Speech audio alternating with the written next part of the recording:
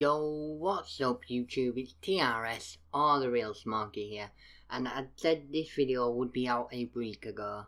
I do apologise for it being a bit later than normal. I still had a few things to tweak and test on this character, so let's just get it started from the get-go. The race you'll be wanting to use are Human, for the extra 3 feat points, which I will go into that when I'm on the feats. The Teflon is also good to use. It depends on where you are in the game. If you're not melting stuff, the Teflon is better because you get the 5% increase in damage when your target is at 50% or lower. And the next one is Dragonborn, which is what I am at the moment. And I'm saying with the Dragonborn, you get 3% more power and 3% extra critical chance, which goes really nice for this build.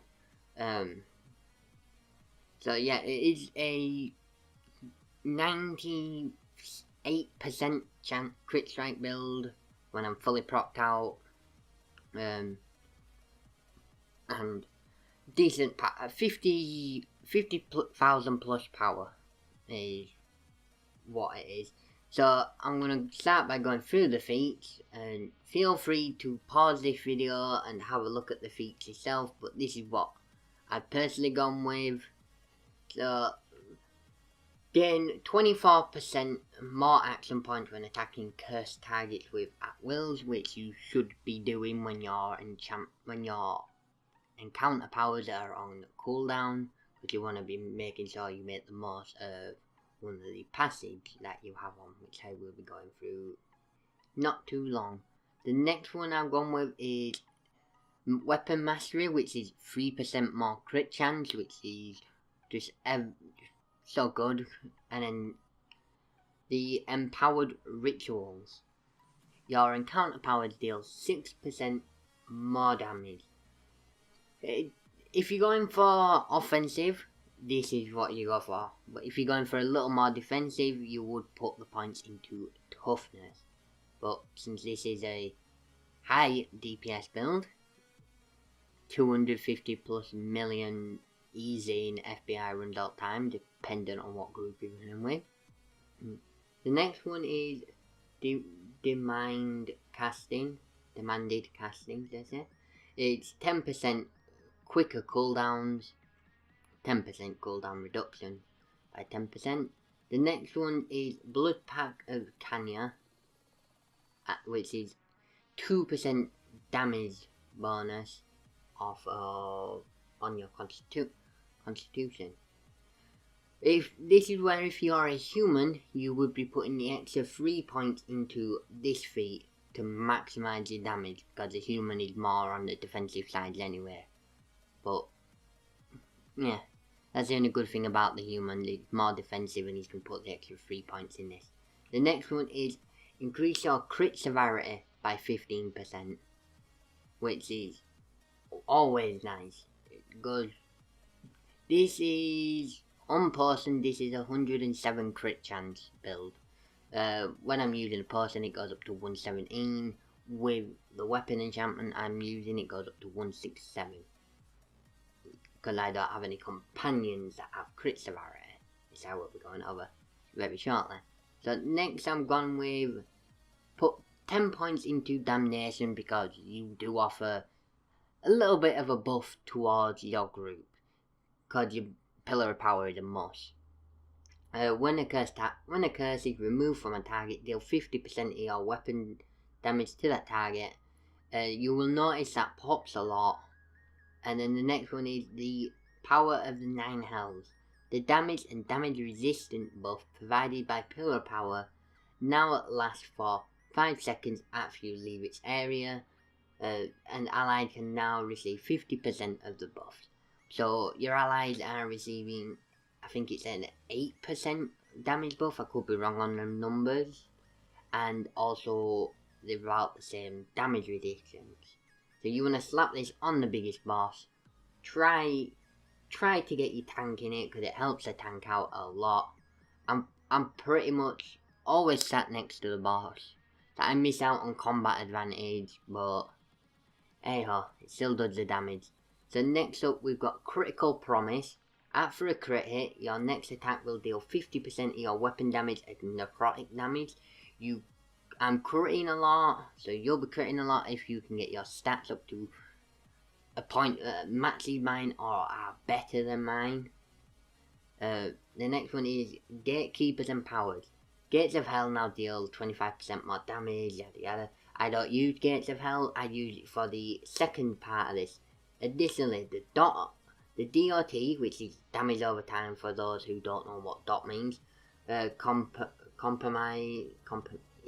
of Hellish Reboot does 25% more damage, so the damage over time aspect of your Hellish Reboot, which is your main at will, is increased by 25%. And if you don't want to put the points into Damnation, so you want to be a full DPS, you will be putting the 10 points into Offering to the Prisoner and Hell Touch, because further deal damage to you, you do 10% more damage to them, which is actually nice.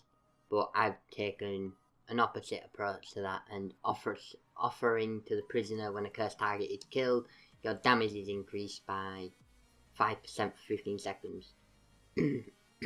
So if you kill a target, well, when a cursed target is killed, and then you get attacked by your next target, you will do 15% more damage to that target, which is massive. But I've gone for the buff route. So I've gone with Infernal Wraps. Your Lesser Curse also causes the target to have 5% less damage resistance. This goes with the other passive that I use, which I will go on to in a sec after these last 4. So I've gone with Executioner's Gift. Your at-wills and encounter power deal 15% bonus damage as target's health diminishes. That is a must for this build. No, I won't go for Killing Curse. When attacking a cursed target, you do 15% of your weapon damage, which isn't much compared to this 15% bonus damage. So I've gone on to Murdering Flames. Killing Flame deals 30% of its damage to foes within 20 feet of the target. This damage is split equally amongst the effective targets. If there are no other target, so this is an AoE / single target attack. This is always slotted for me with Pillar of Power, which I will be going over rest of them later. Just a good power. And yeah, as you can see when I'm recording this, it's the final day of the sale, so it'll be earlier of the day when you're actually seeing this. And the next one is Brutal Curse. Your Warlock's Curse increases your damage against targets affected by an additional 10%. If you're playing a Warlock, you should be cursing 3 targets if it's not a single target boss fight, because you are getting an additional 30% damage from putting your Warlock's Curse on, because you get 20% base with the additional 10%. And the final one is Creeping Death. When you deal damage with your at-wills, encounters, or dailies to targets affected by your Warlock's Curse, they are affected by Creeping Death. Creeping Death deals an additional 60% damage and necrotic damage over 8 seconds. Creeping Death stacks. So I think this stacks, I don't know how many times this stacks up to, which is something I'm not too sure about. But I think it stacks up to 5. I could be wrong with that, don't quote me. So that is all the feats and the paragons. Well, that's the heroic and the paragon feats. So now on to the boons. Obviously, what you equip on your guild boons is where your guild is. You want to be using power and as your offensive one, because not unless you need the armor pen, which if you're endgame you won't need the armor pen. The defensive one is up to you, because the 2 that I would run, my guild don't have access to the second one because we're only guild hall 12, I'm not in one of these big guilds. I'm using defense at the moment. It's at rank 5, so I'm getting a 3000 defense. But if I could, I would be running the lifesteal boom, because this build doesn't take a hit too well. It's sort of a glass cannon, but a little more sturdier, if you get what I mean by that. So if you have the lifesteal, you can regenerate your health better. And the utility is also up to you, and PvP, if you do PvP, it's up to you. This build does alright in PvP. So as you can see, PvP while flagged, 250 power, 250 crit while flagged for PvP. So now on to Sharandar. This is the same as my last build, just straight line across, because it's 400 power, 400 crit, 3% action point gain. When striking a foe, you have a chance to deal to 20,000 arcane damage, and then you got Elvis Fear. When you kill a foe, you gain 135 power, 45 seconds. That can stack up to 30 times. So that is 4,000 power, with over 4,000 power. Over 4,000 power when it's when you fully cap it out, if you can. And that's it for Sharandar. Dreadring, it's straight line across again, which is power and movement. Because crit, I don't need the crit where I am. Lifesteal, 3% deflection chance because I don't need the resistance ignored. When taking damage, you have a chance to heal up to 20,000 hit points over a few seconds. After this effect, you gain 4,000 more defense for 10 seconds. Or you can go for the necrotic damage. That one is personally up to you. If you want to deal more damage or be able to heal up for more damage. And then after that, we've got Rampaging Madness. When you deal damage, you gain a stack of madness. When you reach 50 stacks of madness, you gain 4,000 power, 4,000 lifesteal, 4,000 regen. The regen is a bit meh, but the 4,000 power, 4,000 lifesteal is brilliant. 10 seconds after gaining this sack, after gaining this bonus, your sacks are reset, and you can gain 1 sack you can gain 1 sack of madness per second. So every once per minute, if you're attacking targets, so if you're in a boss fight that lasts a few minutes, you will be getting 4,000 power, 4,000 lifesteal, 4,000 regen once every minute. So it's like having a ring of brutality. So yeah, it's a pretty good boom to have. Icewind Dale, it's up and down, which is combat advantage bonus. This is when I decide not to sit on the tank and sit behind the target. You got the incoming healing bonus, which does work with lifesteal. Let me repeat, it does work. Some people have a false concept that it does not work and it only applies to the healer. I've done testing on this and it does make a difference. Like when I'm on my Templock build, which if you would like to see my Templock build, let me know by hitting the like button or commenting down below. I know my Templock build that's on this channel is my old build. I've made some adjustments to that. So if you would like to see that, let me know. So we've gone for the incoming healing. And then the next one is 2% crit severity. Because, yeah, more crit severity, the harder the hit you're going to give. And then the next one is when damaged by a foe, you have a chance to proc Cold Shoulder on them, which reduces the damage of their next attack up to 2,000. It's better than what the cool resolve is, because I don't run out of stamina right often. When I do, yeah, I wish I had this, but majority of the time I'm at full stamina, so I wouldn't gain the power benefit. That's why I've gone for the Cold Shoulder. And then the next one is when damaged by a foe, chance to gain a stack of avalanche, 20 stacks. It will do 15,000 damage. When damaged by so when you're getting attacked by a target, this just builds up and builds up. The 15,000 power you'll won't see when it procs, unless you're paying proper attention. But the damage will be there. Next is the Underdark, which I've gone with power, crit strike, so you get 3200 hit points, as well as 400 crit, 400 power, and then combat advantage damage is increased by 10%, because who wants regen? And then, for the same reason of the other one about the power, I've gone with control effects will now have a 5% shorter duration when applied to you.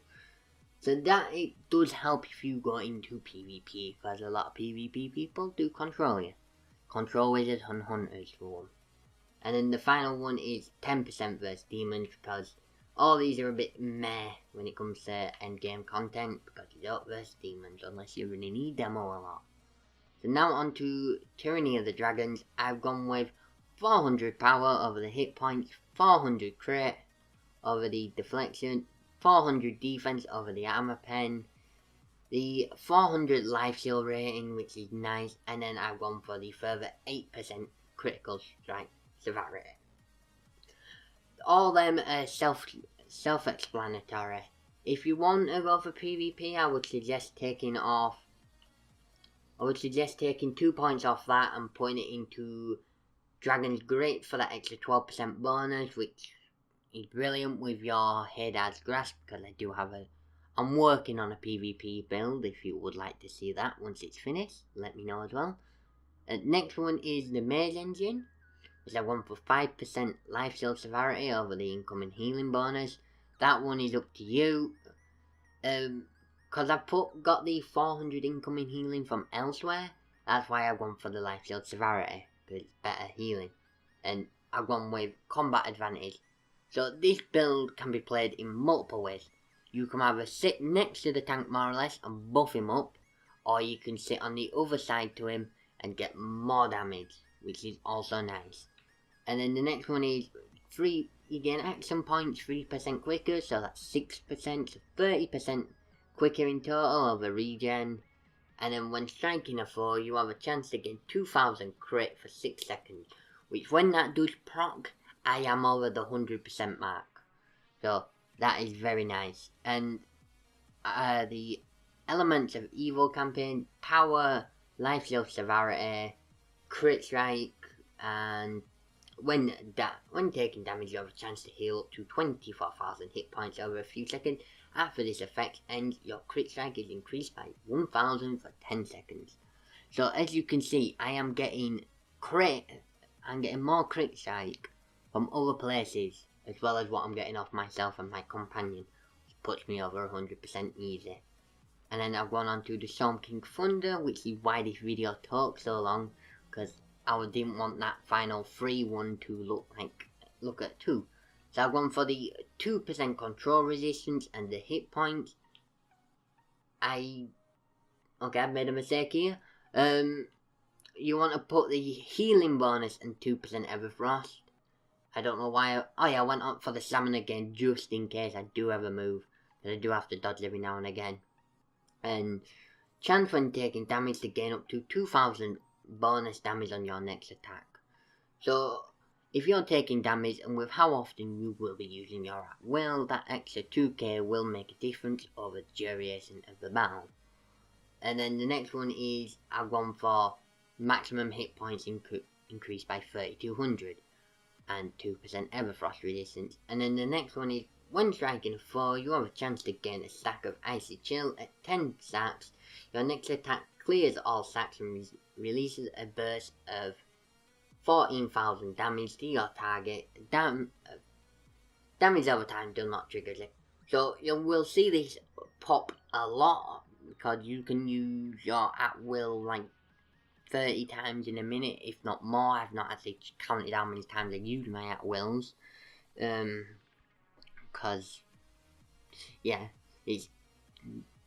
keeping a track of that will be hard. And then the final one is the Cloak Ascendancy, which I've gone for. When you kill an enemy, you emit an Aura of Hope that boosts its AP gain for all allies within 25 feet of you by 10. That comes in handy, because it can help you your cleric get their dailies up even quicker, like Hollowed Ground or I don't know what DRs use, so I won't be able to tell you. Next one I've gone for is the 2% crit severity and the 10,000 hit points. Like I said, more crit severity, more damage. And then the next one I've gone for is the 500 recovery. This one you can go for either, because both have their advantages. Like, I've got plenty of life steal now, so I've gone for the recovery just in case. And then these last ones are a bit meh. Like, when you land a crit, your stamina regen 10% faster. Like I said, I don't dodge that much because I don't need to, because I run with good tanks. Even when I pug, I don't create much threat unless the tank's gone down. When you deflect attack, you don't have a high deflect chance on this build. When damaged by a foe, you have a chance to gain yada yada. So I've gone for, you have a chance to slay aberrant creatures, because to be honest, I don't get hit by that much, so when that would be nice. So it's that final boom is truly up to you where your stats are, because you can stack your stats a lot different to what I can. Then now onto the companions. As you can see, got the Owlbear Cub, which come mod 12, this with Pillar of Power is going to be getting fixed.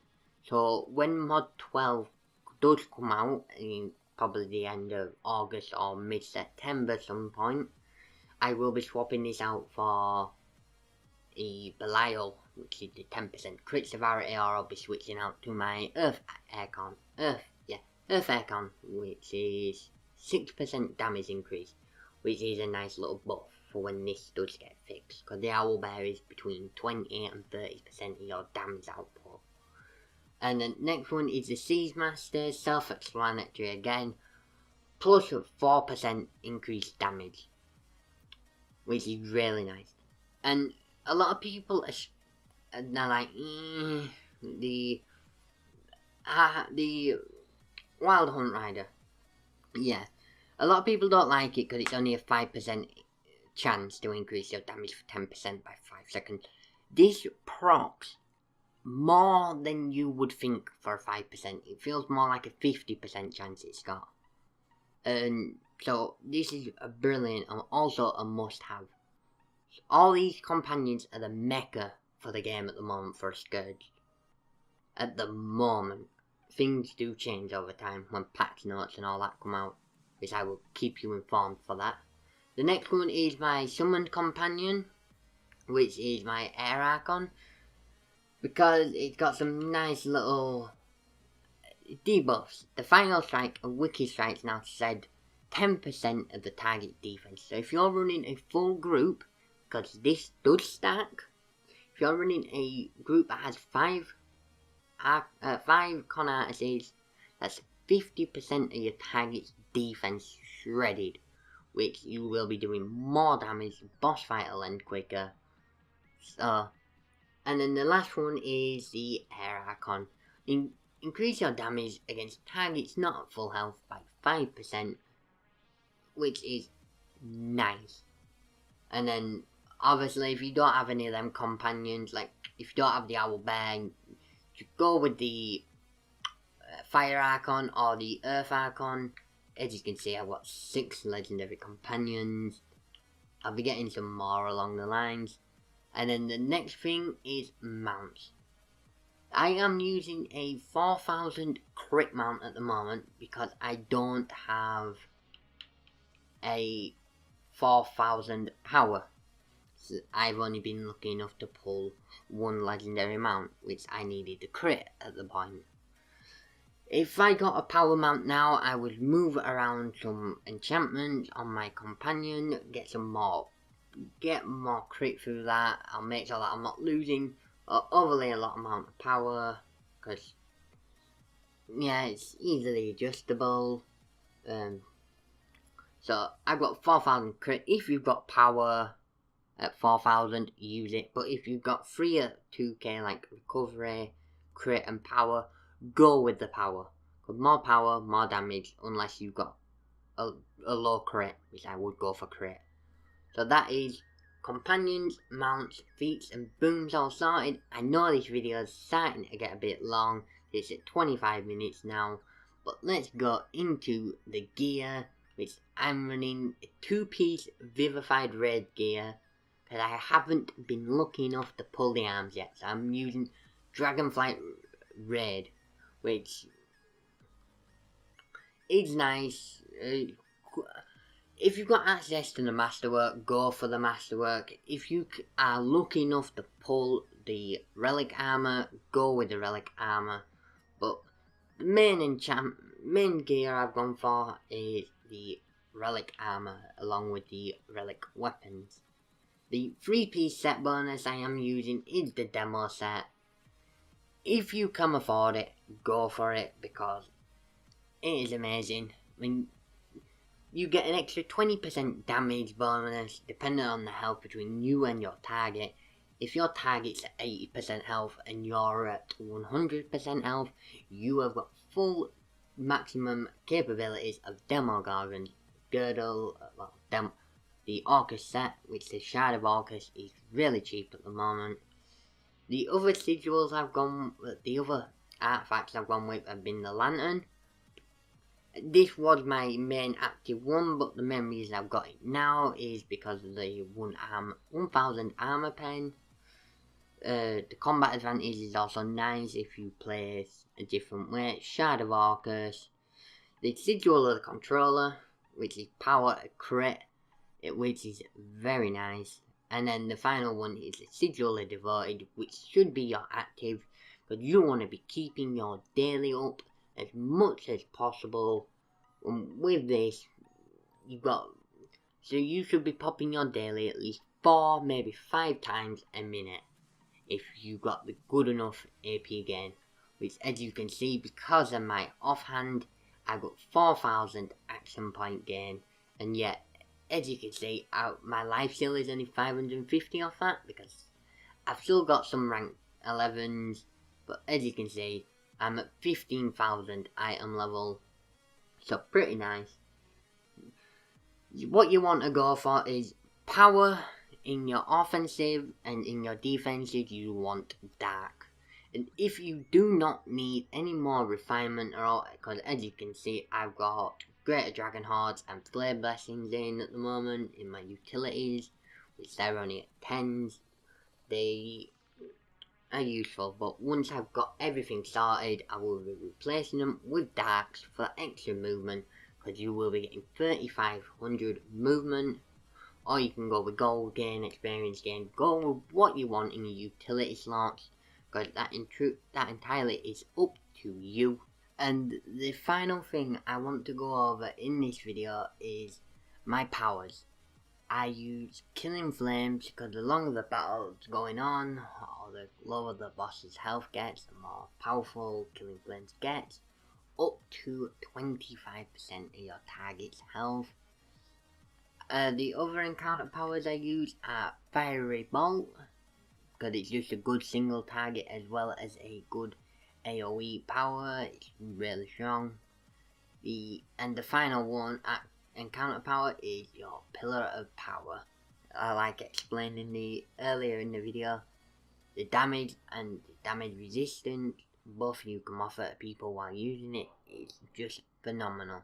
And the at-wills are Hand of Blight, which you use when you're in melee range, but your main at-will will be Hellish Rebuke. Look at the damage stats just on the at-will, 28,000 to 34,000, and it fluctuates to your power. And the actives are Killing Flames and All-Consuming Curse. All-Consuming Curse, it applies lesser curses to targets that you crit that you haven't already put your Warlock Curse on, because you're unlimited to 3 people when using your Warlock's Curse. So I'll use Tyrannical Curse, which is the main daily when it comes to multi-target boss fights. And then this main single target will be Brood of Hadar, because it's just a nice powerful attack. It's also useful in PvP. And the weapon offhand is all-consuming curse because it gives you that extra 5% crit severity. So as you can see, my stats are there: 34,000 power, 16,000 crit, 2,900 life steal, decent amount of incoming healing, okay, movement, defensive, okay, action point gain is at 1,200. So there what my stats look like: 107 crit severity when using Wild Storm Elixir, 117. But here what my stats look like when in combat. I'll do a slight when it wants to load in. What you do: Pillar of Power, Curse, at will, 4 times. Pillar of Power, always on the target you're attacking. Killing Flames, Fiery Bolt. You actually use it daily. If you've got your artifact up, use your artifact, and it's quite a simple rotation. Pillar of Power or Curse, you can do either one first. At will, 4 times. If you got your daily up, daily, Sigil, Mount. As I didn't go over the Mount bonuses. That's something I completely forgot about. But yeah, that is what my stats look like when I'm fully procced out. 57,000 power, I go up to 100 crit because that was at 31,000. Fluctuates during combat. 9,000 life steal, keeps going up and down because of the madness. But yeah, 61% resistance ignored. And the mount bonuses that I use. One thing I almost forgot about. I use Assassin's Covenant. You lose 10% of your deflection and life steal. So if you're using the life steal boom, you are giving yourself a little more. If you're using your defense or life steal boom, guild boom gives you 10% of that. It goes into your power. And then Magistrate's Patience. Whenever you perform a crit, your target will gain Magistrate's Consideration, which takes psychic damage equal to 10% of your power over 4 seconds, which is 1,815 psychic damage per second. And I've got Artificer's Pursuant. Whenever you use an artifact power, your recovery, movement, action point, and stamina gain are increased by 10% of your power for 15 seconds. So plus 5,450 recovery, movement, action point gain, and stamina gain. So the action point gain means you should be recovering your action points like that. And a Cavalry Warning: whenever you activate a mount power, you gain an increase of 10% to your power, recovery, action point, action penetration, armor penetration, not action, crit, defense, deflection, regeneration, and life steal. So I'm gaining like a 10% increase, so I'm getting a lot of stats from that because 10% to the life steal, defense, and deflection then results in 10% of. So literally the 10% that I would gain from this is more or less power. 10% crit, which is nice. That when I use a mount power. Oh, I'm not in combat. When I use a mount power, my stats don't actually change that much apparently. Okay. And then the final mount one is Protected Comrade. Whenever your summoned companion attacks, you gain 3% of your power and defense for 10 seconds. This can stack up to 4 times. So that means I can gain an extra 12% of my power and defense. So when I use a mount power and when I use my mount power and my companions attacking, that is 22% more power of my base power. So that is like 7,000 power when my companion's attacking and I use a mount. So if you have enjoyed this video, please leave it a like. Subscribe if you're new around here. So until next time, peace.